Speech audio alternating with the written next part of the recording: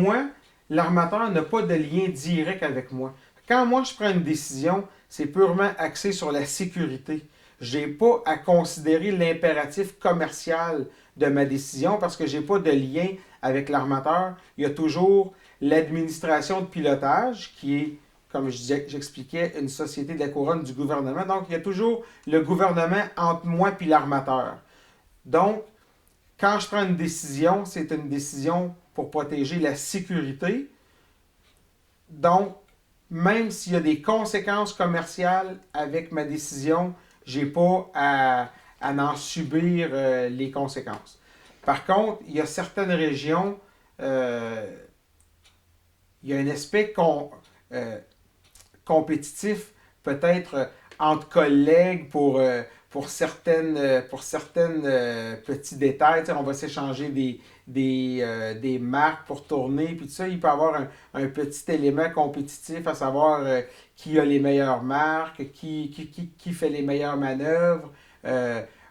Compétitif entre collègues un petit peu, mais compétitif à la base au niveau du salaire, de l'emploi, des conditions, non.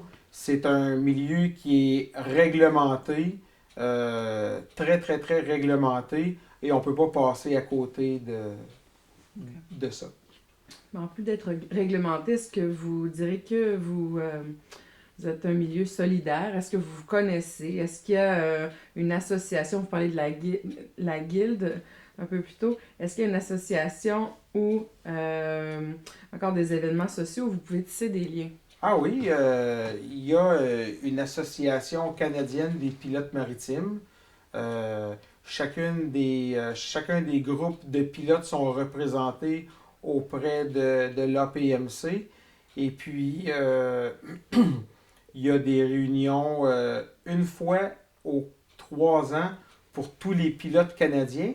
Mais quand on est membre des conseils d'administration, là, avec les autres CA, on se réunit 2 fois par année euh, sous l'APMC pour pouvoir échanger des informations, des statistiques, des enjeux de négociation avec les collègues pilotes ailleurs au Canada. Et puis une fois par 2 ans, au niveau mondial, il y a l'IMPA, l'International Maritime Pilot Association. Ça, c'est un regroupement mondial des pilotes maritimes. Et l'automne passé, je suis allé à la dernière rencontre qui a eu lieu à Londres. Et je vais aussi aller à la prochaine qui va avoir lieu en avril 2014 à Panama. Alors oui, il y a des regroupements, que ce soit canadiens ou mondiaux, de pilotes. Il y a plusieurs sites Internet aussi qui peuvent nous permettre d'échanger, puis des sites de nouvelles maritimes qui nous permettent de nous tenir à jour Mm. au niveau des potins. Et puis il y a une solidarité qui est ressentie au moment de négociation, par exemple, au Oui, niveau puis conditions de...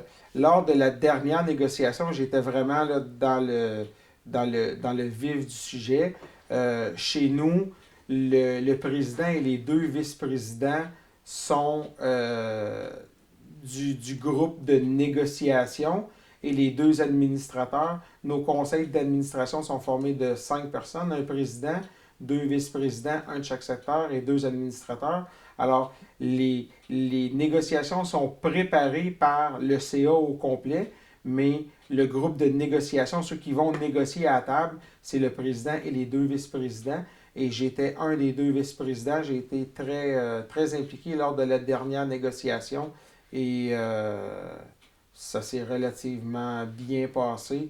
On a un nouveau contrat pour les 3 prochaines années. Est-ce que tu crées des liens aussi avec les capitaines de bateaux? Et est-ce qu'ils t'invitent dans leur pays? Euh, non, ça m'est pas arrivé. Euh, j'ai eu un moment. On fait rarement le même bateau 2 fois de suite, bien qu'il y a des bateaux qui sont des réguliers, qui viennent sur une base euh, mensuelle, exemple une fois par mois à Montréal ou une fois par 3 semaines. Les services de porte-conteneurs sont des lignes plus régulières, principalement entre l'Europe et Montréal. Alors là, on est appelé à rencontrer les mêmes capitaines plusieurs fois, mais j'ai des collègues qui ont établi des liens plus serrés avec certains capitaines. Ils sont allés les visiter, les capitaines sont venus les visiter, mais personnellement, non, ça ne m'est pas arrivé. J'ai pas créé de lien particulier avec des capitaines. Par contre, j'ai créé un lien particulier avec un membre d'équipage que j'ai rencontré de façon purement fortuite sur un bateau canadien il y a quelques années. Et la personne était timonier, c'est-à-dire que à bord des bateaux, il y a des timoniers qu'on appelle aussi des hommes de roue. Alors, c'est des membres d'équipage, des matelots, dont la responsabilité est de tenir la gouverne du bateau. Moi, quand je suis à bord du bateau, c'est pas moi qui tiens la roue dans les mains. Moi, je fais seulement donner les caps que le navire doit naviguer. Alors, il y a quelqu'un que sa responsabilité, c'est de tourner le gouvernail au bon angle pour que le bateau tourne suffisamment à temps, mais pas trop pour qu'il tourne trop. On appelle ça un homme de roue ou un timonier. Puis, une fois sur un bateau, il a fallu procéder pour l'ancrage parce qu'on n'avait pas un bon point de marée. Je me suis mis à discuter avec le type, puis on avait plusieurs points en commun, puis on est devenus des très très bons amis. C'est le lien le plus fort que j'ai tissé avec des membres d'équipage. Par contre, j'avais des amis qui naviguaient comme officiers et qui ont été comme capitaines après, qui sont toujours des bons amis. Es-tu impliqué dans ta communauté professionnelle en dehors de ce dont on a discuté déjà? Non, je pense qu'au niveau professionnel, le, le- le- la corporation regroupe 110 pilotes, mais à la base, on est 110 personnes assez individuelles. Tu sais, si on a navigué pendant 10, 12, 15 ans, chacun de notre côté, c'est parce qu'on avait des personnalités qui faisaient en sorte qu'on était capable de partir loin de nos familles, loin de nos femmes, de nos enfants pendant relativement longtemps. Donc, à la base, on est assez individualiste. La corporation fait en sorte qu'on est regroupé.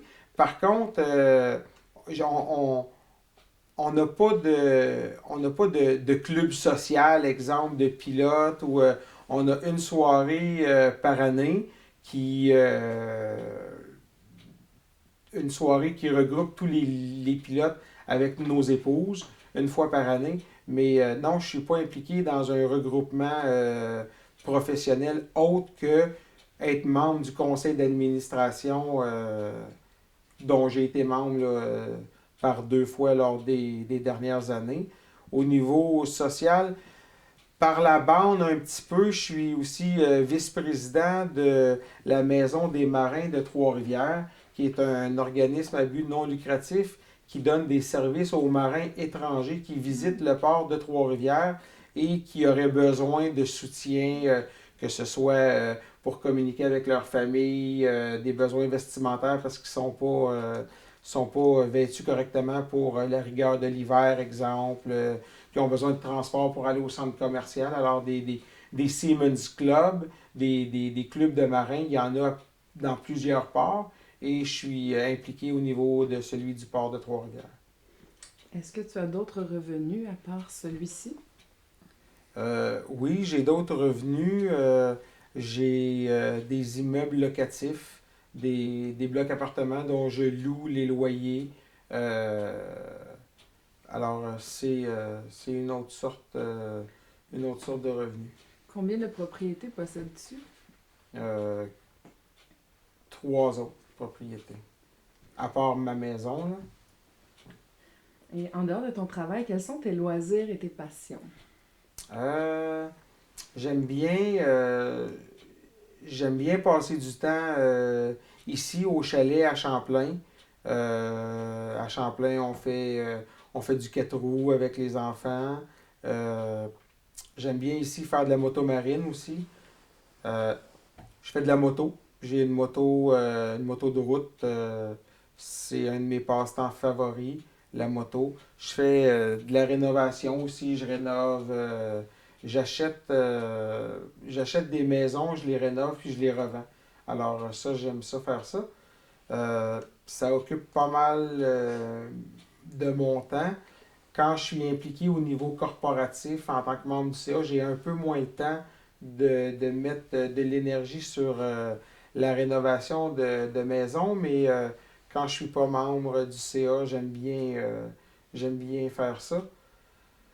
Mes autres passe-temps, je pense que c'est pas mal ça.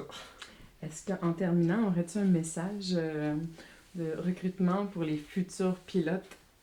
Ben, je, quand vous me demandiez si j'aimerais ça que mes fils fassent ce métier-là, tu sais, la réponse était oui. Puis c'est la même chose pour à peu près tous les jeunes qui peuvent se chercher ou qui peuvent essayer de trouver un métier pour l'avenir. Tu sais, c'est relativement difficile à 16 ans de choisir un métier que tu vas faire jusqu'à 65. Là, tu sais, là, il en reste 50 autres à travailler. Mais celui-là amène une diversité qui fait en sorte que c'est motivant, puis qui peuvent te stimuler probablement pour le restant de ta carrière. Est-ce que tu envisages un futur métier? Non, c'est pas la question, excuse-moi, j'ai mal écrit. Comment tu Ah! vois, on va faire un peu Madame Soleil là, comment tu vois le futur du métier de pilote de bateau? Qu'est-ce que tu prévois comme, on peut dire que les ordis, peut-être à un moment, on va pouvoir juste les regarder et ils vont faire ce OK. qu'on a à faire. C'est vraiment le futur loin. OK. Là. Ben, le futur proche, tu dis ben, peut-être dans les restants de ta carrière, encore 20 ans, je prévois telle et telle évolution. Et après, si on va encore plus loin dans le futur, qu'est-ce que ça pourrait être selon toi? OK. Que Ben, tu peux regarder elle. OK. Pour le futur, les techniques de navigation ont quand même relativement changé depuis quelques années parce que euh, on, on- on a accès à une nouvelle technologie. Euh, les radars ont été un gros changement il y a 30 ou 40 ans, même 50 ans maintenant. Mais dernièrement, on a l'avènement de la carte électronique avec des positionnements GPS hyper précis, même des GPS hyper précis. Ça fait en sorte que ça a amené de nouvelles possibilités. On est capable de faire des bateaux plus gros parce qu'on a des éléments des équipements qui peuvent faire du micro-positionnement. Je pense que dans le futur, il va encore avoir un, ces technologies-là vont se raffiner. Je pense que les programmes de carte électronique vont se raffiner aussi pour faciliter la coordination des passages de ces bateaux-là. Euh, je- c'est pas un métier qui a évolué beaucoup dans le temps. Je le vois pas non plus évoluer beaucoup dans les années futures.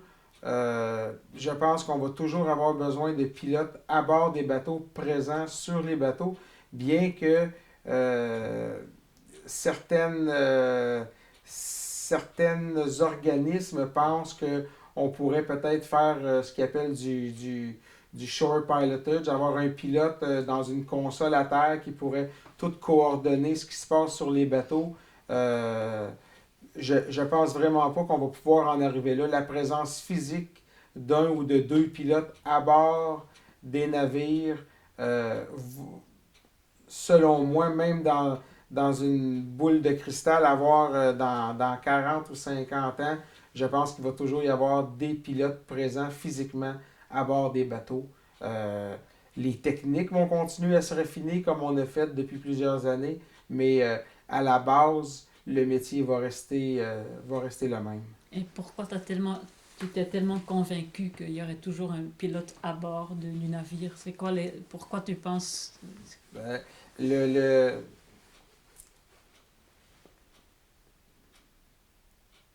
la manœuvre des bateaux puis la navigation des bateaux requiert euh, un, une présence directe. C'est trop long avant de voir la répercussion, exemple, à l'ordinateur d'un ordre de bord qu'on vient de donner. Si on n'est pas à bord pour voir la dérive instantanée qu'on a, qu'il peut y avoir sur le bateau, euh, je suis convaincu que même avec les meilleurs, le meilleur système de positionnement, on ne sera pas capable d'atteindre le degré de précision du pilote à bord du bateau.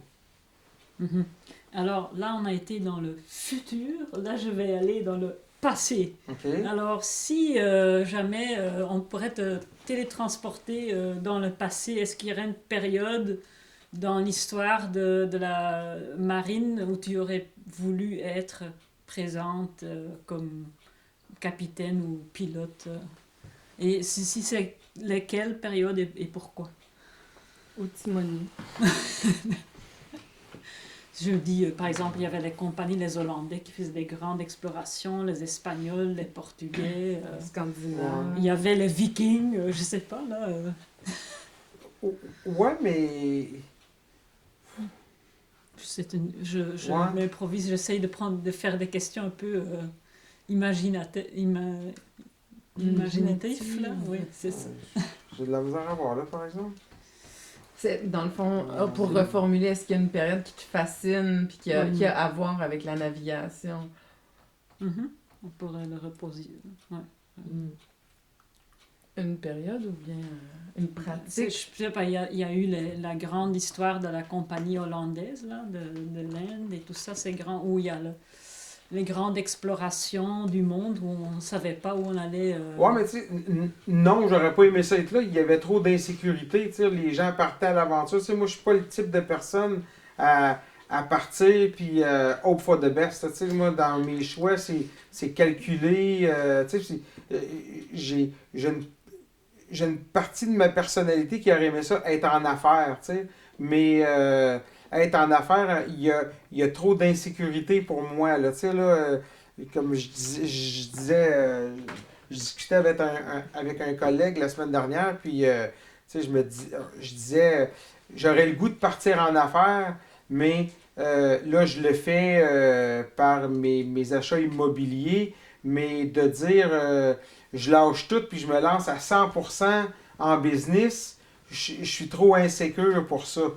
Par contre, tu sais, je dis, tu sais, de tous les gens d'affaires qu'on parle puis qu'on admire, il y en a beaucoup qui, à un moment donné, tu sais, ces gens-là, quand tu lis leurs livres, tu lis leur biographie, tu sais, ils te disent, à un moment donné, là, j'ai pris une décision, puis j'ai dit, bon, ben, ça passe ou ça casse. Là, on lit leur biographie aujourd'hui parce que ça a passé. Tous ceux qui ont cassé, là, on n'en parle pas là, parce que ils vivent dans un 5,5 au troisième étage avec leurs 3 enfants. Là, tu sais, là.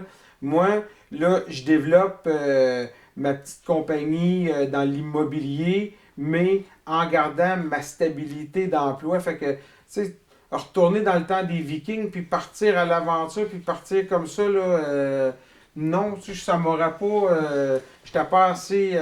Mon garçon Joaquin, par exemple, lui, tu sais, quand Joaquin.